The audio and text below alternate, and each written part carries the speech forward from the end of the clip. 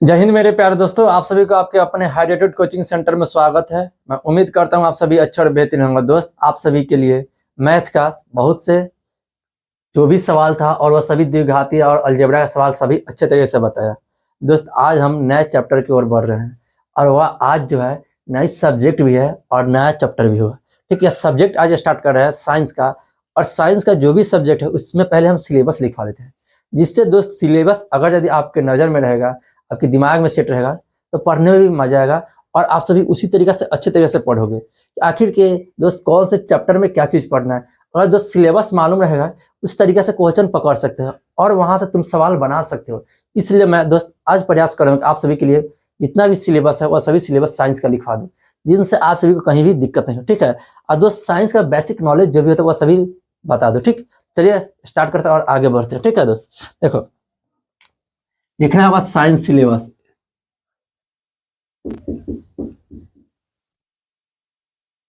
Syllabus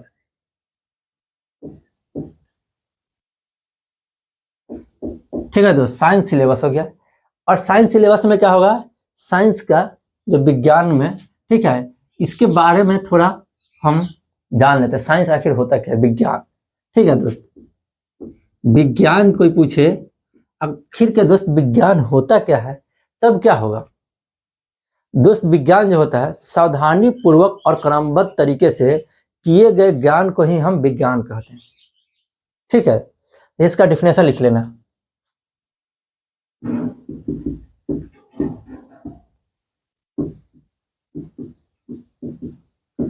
क्रमबद्ध तरीके से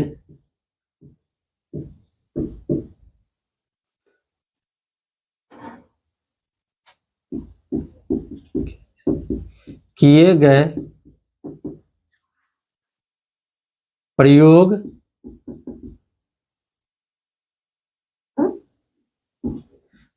और प्रेक्षण से प्राप्त ज्ञान को विज्ञान कहते हैं। देखो दोस्त, सावधानी पूर्वक से हमको करना है और क्रमबद्ध तरीके से, ठीक, परीक्षण और प्रयोग करना है और उससे जो हमको प्राप्त हो गया वही समझो दोस्त विज्ञान है। और विज्ञान में होता क्या है, हमें ऐसा नहीं होगा स्टेप बाय स्टेप अगर नहीं जानेंगे दोस्त इसमें खतरा भी हो सकता है। इसलिए स्टेप बाय स्टेप और सावधानी पूर्वक से हर एक स्टेप बाय स्टेप पढ़ाया जाता है और सावधानी पूर्वक से नहीं करेंगे इसमें खतरा भी हो सकता है। इसीलिए सावधानी पूर्वक और क्रमबद्ध तरीके से किए गए ज्ञान को किए गए प्रयोग और प्रेक्षण से प्राप्त ज्ञान को विज्ञान कहते हैं। ठीक है दोस्त, अब विज्ञान का मुख्यतः हम लोग को क्या क्या चीज पढ़ना है विज्ञान के अंदर। देखो दोस्त, विज्ञान में 3 भाग में पढ़ते हैं। ठीक है, 3 भाग में पढ़ देते हैं। एक हो जाएगा हमारे लिए फिजिक्स, इसे भौतिकी बोलते हैं। ठीक है दोस्त, इसे फिजिक्स हो जाएगा।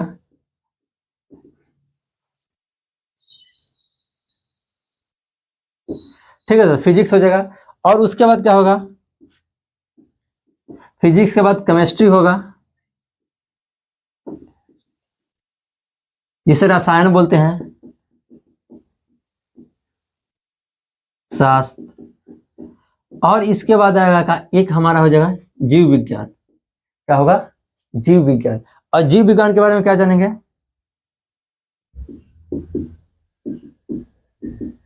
जिसे दोस्त हम क्या बोलते हैं, जीव विज्ञान को बायोलॉजी। इन सभी का सिलेबस लिखवा देते हैं। ठीक है दोस्त, बायोलॉजी, केमिस्ट्री और फिजिक्स का सिलेबस लिखवा देते हैं। इसका सिलेबस अगर यदि आप सभी के पास नजर में रहेगा कि फिजिक्स में क्या पढ़ना है, केमिस्ट्री में क्या पढ़ना है और बायोलॉजी में क्या पढ़ना है, अगर यदि सभी सिलेबस कंप्लीट हो जाएगा, आप सभी 100% सिलेबस कंप्लीट कर देंगे और आप सभी सवाल बना सकते हो। ठीक है, तो हम इसके सिलेबस की ओर बढ़ते हैं, ठीक, और आगे बढ़ने के प्राप्त करें। ठीक है, देखो अब इसमें पहले हम लिखते हैं दोस्त, इसमें फिजिक्स का सिलेबस। प्रयास करना अच्छे से समझने का। फिजिक्स का सिलेबस लिखा रहे हैं।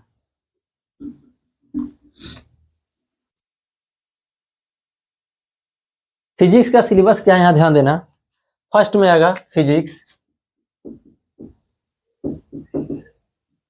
फिजिक्स हो गया।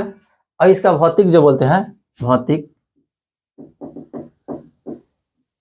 ठीक है। इसका 1 नंबर 2 नंबर 3 4 5 6 लगभग इतना ही है, ठीक। अब यहाँ ध्यान दो, इसमें क्या होगा। फर्स्ट में होगा प्रकाश का परावर्तन, प्रकाश का परावर्तन, ठीक है।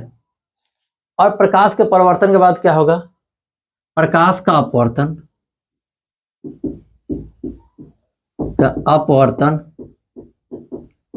प्रकाश के अपवर्तन के बाद क्या होगा, मानव नेत्र, नेत्र वर्ण विक्षेपण।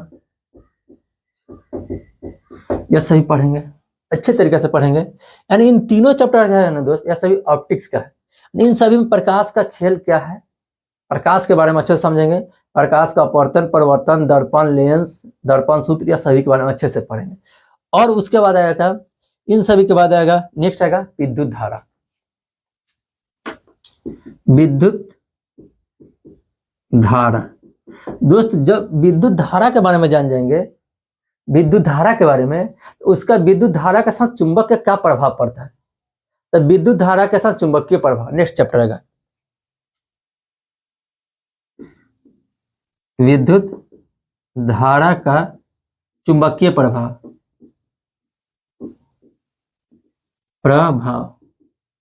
याद रखना, इस तरीके से प्राप्त कर लेंगे, ठीक। यह सभी जब जानकारी हमें अच्छे से हो जाएगा। मेन चैप्टर दोस्त यहीं तक है, जो भी चैप्टर है यहीं तक है। और इसका नेक्स्ट छोटा सा चैप्टर है ऊर्जा का स्रोत। जैसे दोस्त हाइड्रोजन बम बनता है, परमाणु बम बनता है, इसके बाद हो सकता है दोस्त सूर्य से ऊर्जा प्राप्त हो रहा है, उसका दोस्त कोयले से ऊर्जा प्राप्त होगा, समुद्र से, पानी से, नदी से, सभी से कोयला प्राप्त, ऊर्जा प्राप्त होता है। उन सभी के बारे में जानेंगे। ऊर्जा का स्रोत, ऊर्जा का स्रोत, इन सभी के बारे में अच्छे से जान लेंगे। क्लास 10th में यही सिलेबस है। और दोस्त मैं जरूर आप सभी के बीच लाइव क्लास लेके आऊंगा, इस बात को ध्यान रखना, ठीक। अब चलते हैं आगे, और आगे बताने जा रहे हैं केमिस्ट्री का। फिजिक्स का हो गया, केमिस्ट्री का ध्यान रखना, ठीक।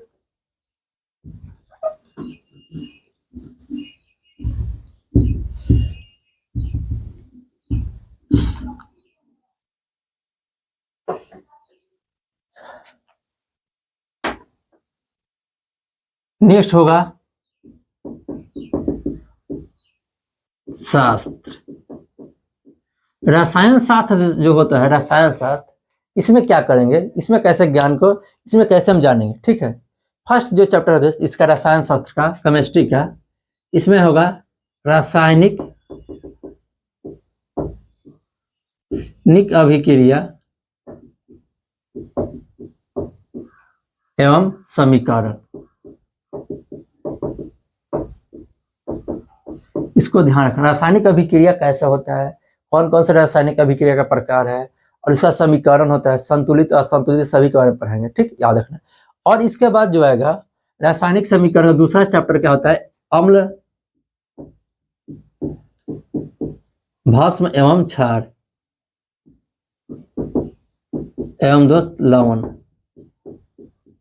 इस बात को ध्यान रखना। इस एसिड बेस्ड साल्ट, इस एसिड बेस्ड साल्ट के रूप में पढ़ेंगे। एसिड क्या है, बेस क्या है, साल्ट क्या है, इन सभी से भी मुख्य इंपॉर्टेंट फार्मूला आएगा, सभी को लिखाएंगे, ठीक। अब इसके बाद दोस्त तीसरा आते हैं। तीसरा में क्या हम प्राप्त करेंगे, तीसरा में पढ़ेंगे धातु अधातु, धातु अधातु।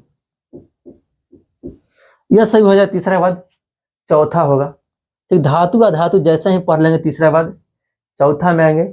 और चौथा में क्या पढ़ेंगे, यहां ध्यान देना, कार्बनिक यौगिक, कार्बन एवं उसका यौगिक।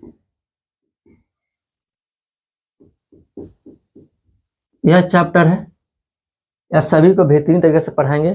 कार्बनिक यौगिक, कार्बन एवं उसका यौगिक, कार्बन का प्रूफ भी आएगा, उसी में सभी चीज पढ़ लेंगे। कार्बन का क्या चीज है, इसमें दोस्त होगा, इसमें नोमेनक्लेचर आएगा, इसमें इथेन, मीथेन, प्रोपेन, ब्यूटेन, सभी चीज आएगा, और सभी को अच्छे से पढ़ाएंगे। फिर नेक्स्ट आएगा 5वां नंबर में आएगा आवर्त सारणी। आवर्त सारणी पढ़ेंगे, आवर्त सारणी।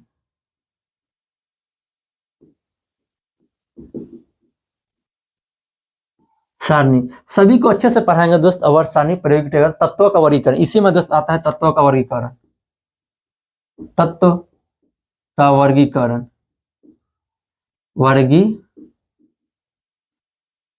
नेक्स्ट क्या होता है 6ठा नंबर। 6ठा नंबर में क्या होगा दोस्त, अब 6ठा नंबर की ओर बढ़ते हैं।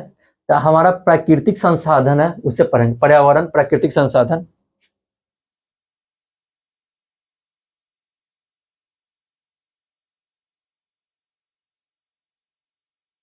संसाधन एवं संरक्षण। जो भी प्राकृतिक से संसाधन प्राप्त हो रहा है उसका संरक्षण भी करना है, ठीक है। इन सभी के बारे में यह केमिस्ट्री का पूरा सिलेबस है, ठीक है। यह केमिस्ट्री लिख लेना। इन सभी के बाद आगे बढ़ेंगे, केमिस्ट्री सभी से प्राप्त हो जाएगा। अब इस सभी ज्ञान जब पूरा सिलेबस कंप्लीट कर देंगे दोस्त, इसका जो भी इंपॉर्टेंट होगा ना वह सभी लेके आएंगे। और ऑब्जेक्टिव क्वेश्चन वहां से जरूर बनेगा। ऑब्जेक्टिव और सब्जेक्टिव के लिखाएंगे दोस्त। जैसे आज हम नेक्स्ट चैप्टर दोस्त, हम इसमें केमिस्ट्री का फर्स्ट चैप्टर स्टार्ट करेंगे। और याद रखना इसमें दोस्त, जब केमिस्ट्री का फर्स्ट चैप्टर स्टार्ट करेंगे उसमें हम आप सभी को क्या पढ़ाएंगे, पहले महत्वपूर्ण एलिमेंट, जितना भी तत्व है उन सभी में कितना महत्वपूर्ण है वह सभी एग्जाम में आएगा, वह सभी पढ़ाएंगे, याद रखना, ठीक। अब आगे बढ़ते हैं, इसके बाद धीरे धीरे और बायोलॉजी का पूरा पढ़ लेते हैं।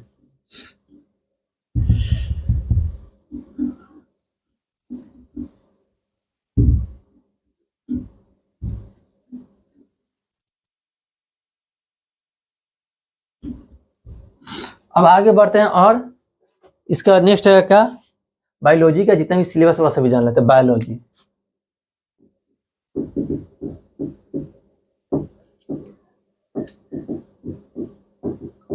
बायोलॉजी का सभी जो भी है उन सभी के बारे में जान लेते हैं। जितना भी सिलेबस में हमको क्या क्या पढ़ना है वो सभी, ठीक। तो फर्स्ट में आएगा दोस्त, इसमें आता है बायोलॉजी में पोषक पदार्थ।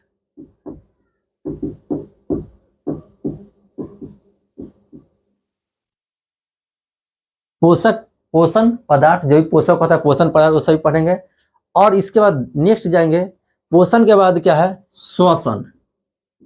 श्वसन, श्वसन के बाद आगे बढ़ेंगे तो क्या होगा, श्वसन के बाद श्वसन कंप्लीट हो जाएगा। तब दोस्त क्या होगा, श्वसन के बाद परिवहन की ओर बढ़ेंगे। परिवहन आएगा,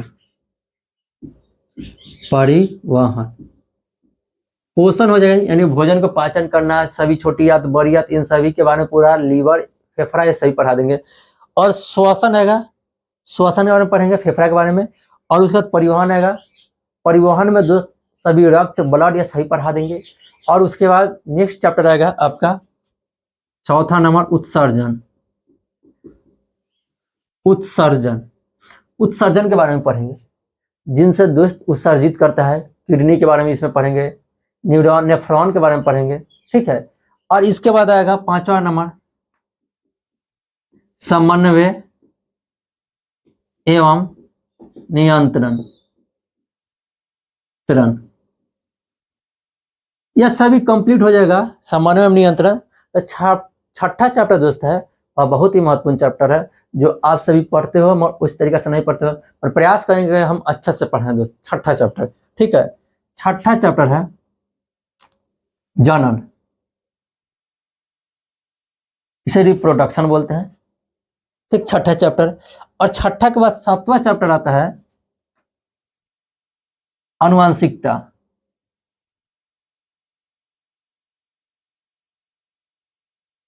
आनुवांशिकता दोस्त ग्रेगर जॉन मेंडल के बारे में जानेंगे, मटर का पौधा का प्रयोग किया था उन सभी के बारे में जानेंगे। और इसके बाद एक अंतिम चैप्टर बच जाएगा, और 8वां चैप्टर यहीं पे लिख लो। 8वां चैप्टर में क्या होगा, 8वां चैप्टर दोस्त हमारा पर्यावरण। हमारा पर्यावरण,